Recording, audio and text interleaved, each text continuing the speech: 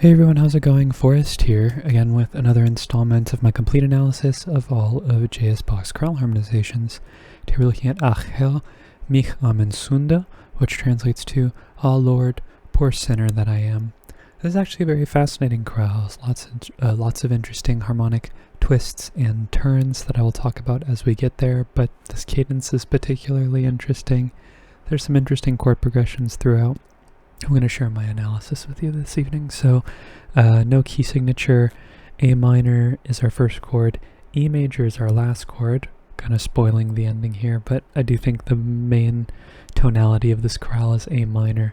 After our first triad, we have a passing tone in the bass as well as a passing tone in the alto before we get C, A, E, and A, which is just taking that same triad and inverting it, getting some vocal swapping as well, but no need to reanalyze, we'll just change the figured bass. This D is a passing tone, this F is a neighbor tone, this C is a chord tone, and if we look at what we have here, we have D, C, F, and A, which is kind of like a offbeat 4/7 chord, D minor 7. And I think that that's particularly interesting because immediately after that 4/7 chord we get E minor, E, B, E, and G, and this minor 5 is instances of dominant minor triads are always interesting to find, even though we've seen them on a number of occasions in the Bach chorales that we've looked at so far. Still interesting to point out because they're definitely not the norm. Regardless, we have a passing 7th in the bass, or oh my goodness, I'm off my game today. Passing 7th in the alto before we get A, C, and F. A bit of a deceptive progression here. That would be not 4. We're not in the key of C major. We're in the key of A minor. This would be 6, 6. So still a bit of a deceptive progression. We have E going to A in the bass, which is where we would expect 5 to go, but the F in the melody is throwing us a curveball. Remember this F major following an E triad for later. We then have a passing tone here in the alto before we go to G, B, E, and E. And I think this is another E minor triad. We can call this 5/6, but depending on how you look at this, if this B is an accented non-chord tone for you, you could call it 1/6/4 as well, especially because we're getting close to a cadence, which is where we would expect it, but we're not really seeing it in the context in which it would typically be used. Granted, 6/4 chords do occur as a passing chord, like where the bass tone is a passing note. That's one of the configurations that they're seen more commonly, so there's an argument for both. I think that this is just a inversion of the minor 5 that we saw earlier. We then have F, D, A, and D. That's D minor in first inversion, which is 4/6. Passing 7th. I think this B is also an accented passing tone as well. I think this A is our chord tone here, even though technically speaking you could call this a 2/4/3 chord.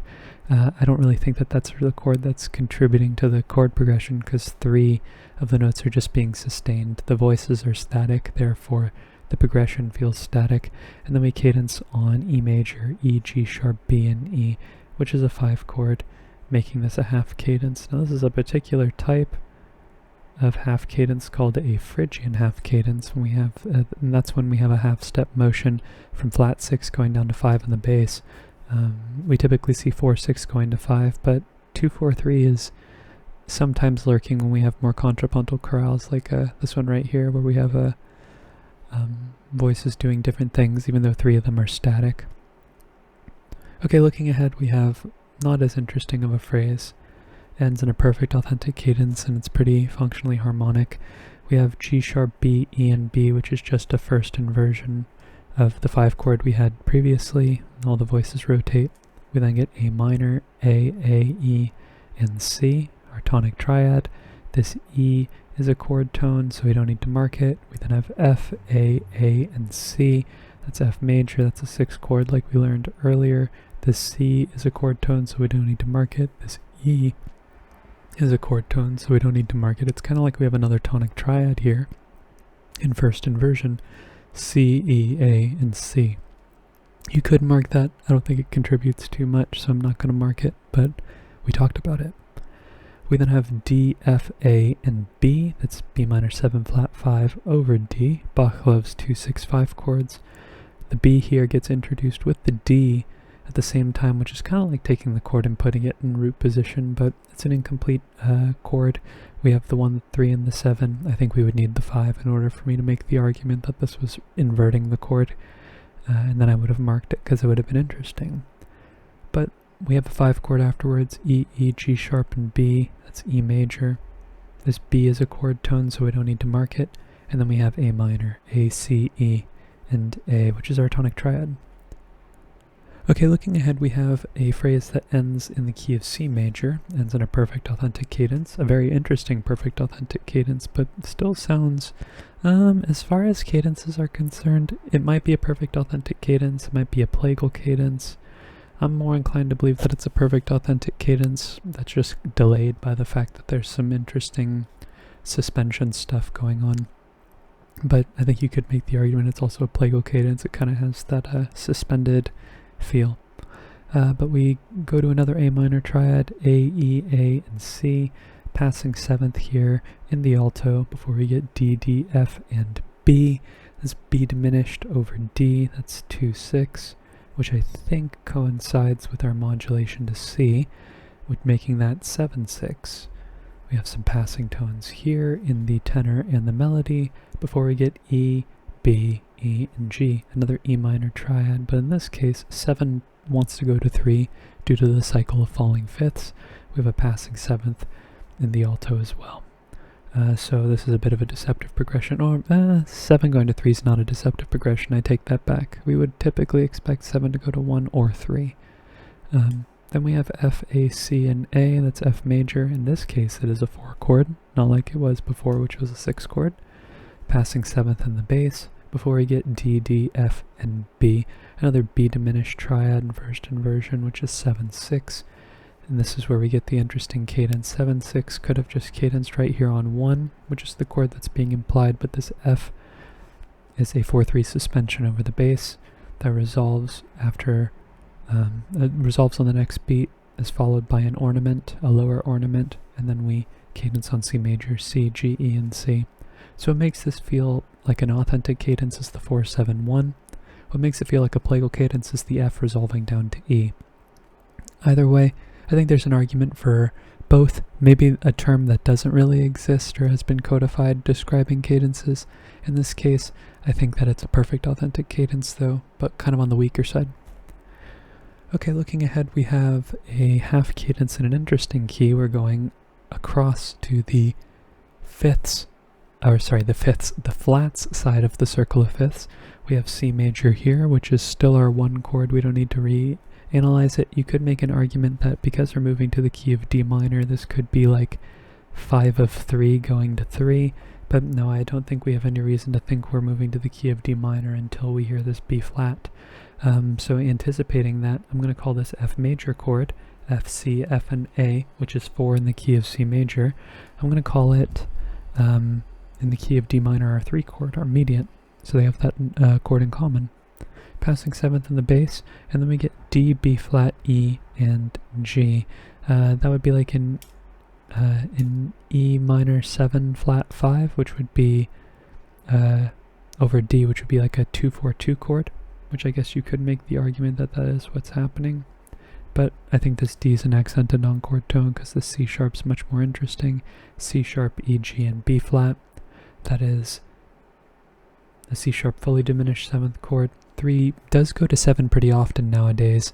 It's not as normal as 4 going to 7, but it's what I've been calling a transitive progression. If 7 can go to 3 like it did earlier, 7 going to 3, which is the cycle of falling fifths, the path of least resistance as far as exhausting all of the notes in the diatonic scale, the major scale, or the minor scale. Why can't 3 go to 7 as well? Because the voice leading's the same both ways, and 7 wants to go to 1. So different ways to get to a dominant that'll eventually resolve to some type of tonic functioning chord eventually, like it does in this case. So 7-7 goes to D, A, E, and F. This E is a 9/8 suspension over the bass, so a tonic triad still being implied here, and the D resolves on the next beat. So this E is a passing tone. We then have F, A, D, and F, which is D minor in first inversion, so it resolves, the bass changes, but the suspension still resolves nonetheless. We have a passing tone in the bass before we get A major, which is our dominant in the key of D minor, and yeah, pretty interesting cadence to go to D minor from C major. That takes us away from A minor a little bit, but it's not a distant key because they're relatively close to one another on the circle of fifths, so just coming from C major to D minor is a little interesting. It wouldn't be the first place I would expect to go. But regardless, we have another interesting phrase. We're going from D minor to G major. That is a little bit of a jump. That's 2 notches away on the circle of falling fifths, no, the circle of fifths, and this phrase ends in an imperfect authentic cadence in the key of G. So I think this cadence is, this modulation is direct. When I hear this F sharp here, in the context of D, I would think like 5 of 4, kind of like yesterday's chorale where we modulated via secondary dominant, but to me this sounds much more direct than anything else. The C going to F sharp minor 7th flat 5, going to G just feels like we've started and cleansed our palette and we're in a new key, especially the fact that it's happening after the phrase. It's just the way that it sounds to me. So I think this modulation is direct. You could call it a common chord modulation if you wanted, but I think it's more direct than anything else. That being said, E, G, E, and C, that's C major over E, that's a 4/6 chord. We then have passing tones in the bass, and we know when 4/6 ascends to our tonic, which is our next chord, we typically get the leading tone, minimum, connecting the 2 bass notes on either end. But we sometimes get another voice that fully contextualizes the chord, and in this case we get a 7 half diminished 7th, or F sharp minor 7 flat 5 in passing. So we get a little 4-7-1 progression, G, B, D, and B, which is our tonic triad in G major. And we have passing tones in the outer voices as well before we get B, B, G, and D. It's G major in first inversion, so no need to reanalyze. We'll just change the figured bass. It gets turned into root position here, G, B, G, and D. Notice how the triad's fully spelled, so I'm analyzing this. It's just something that I do. You might not even need to analyze that because the chord is still implied. I mean, G is a chord tone, right? So regardless, we go to C major again, E, B, G, and C. This time it is C major 7 in first inversion, so that would be 4-6-5. And then we have passing tone in the bass like we would expect from a first inversion 4 chord going to a tonic. This A is not a chord tone, it's a neighboring tone. This D is not a chord tone. So instead we get D, F sharp, A, and C on our as a passing chord. That's D7 over F sharp, which is 5-6-5. 4-6-5 and 5-6-5 do get paired together with some regularity, not super frequent, but sometimes. And then we have G, B, D, and B, which is our tonic triad. So just like how we had this 4-7-1 progression here, we have a 4-5-1 progression happening as a byproduct of subdividing the harmonic rhythm. We then have E, C, G, and B, and you could say that's kind of like a 4 chord happening here, but it's so brief because the C is a 16th note. I really do think this is just counterpoint that's happening here, so we don't need to mark it. And apologies, this G is a chord tone, so we don't need to analyze that. We have C, E, G, and A. That's A minor 7. Just A minor 7 in first inversion. Bach loves 2-6-5 chords. Again, where we get this A in the bass. It's kind of like turning the chord into root position, but not exactly because we're losing the entirety of the chord. Regardless, we move to a D major triad, D, D, F sharp, and A. That's our 5 chord, and then we cadence on 1 G major. Alright, looking ahead, we have not a perfect authentic cadence, not an imperfect authentic cadence, but a half cadence. We've seen a couple of these before, I believe 2. I could be wrong. I've looked at a ton of chorales up until this point, so pardon me for not remembering the exact number, but this is not the first half cadence we've seen, but we have one regardless, so it's interesting to talk about. And again, I think we have another direct modulation here. This chromaticism in the bass makes it feel like we're moving to a new chapter. You could call this a secondary dominant and say that this is like 5/6 of 2. That's a totally valid argument. You could say that we're modulating over a secondary dominant. It doesn't feel like that to me when I'm listening to it, and I'm going to go based off of my ear before anything else. G sharp, B, E, and E, that's 5/6. That's E major over G sharp with a passing 7th in the alto. We then have a deceptive progression, A, and C. If we spell from the bottom up, makes us think we're going to have a tonic chord, but we have F, just like how we had 5 going to 6 earlier. So I called it a 4 chord again. It's a 6 chord. It's a 6/6 with a passing tone in the bass as well. We then have C, G, C, and E. That's a C major in root position. That is a 3 chord. So another instance of transitive harmony where we go against the grain, this idea of the cycle of falling fifths, or the cycle of raising fifths, I guess, because we're going up. Okay, then we have this interesting half note in the bass, or this 2-beat C in the bass. We get C, A, F, and D, which is D minor 7 over C, which is a 4/4-2, a relatively uncommon chord. We have seen it before, but it's interesting. It resolves down by step to B, B, D, and G. Our subtonic 7th and 1st inversion. Very interesting chord. Then we have some counterpoint here, and we have to look a little bit in between the lines to see exactly what's going on. So we have 2 suspensions. The inner voices are being suspended.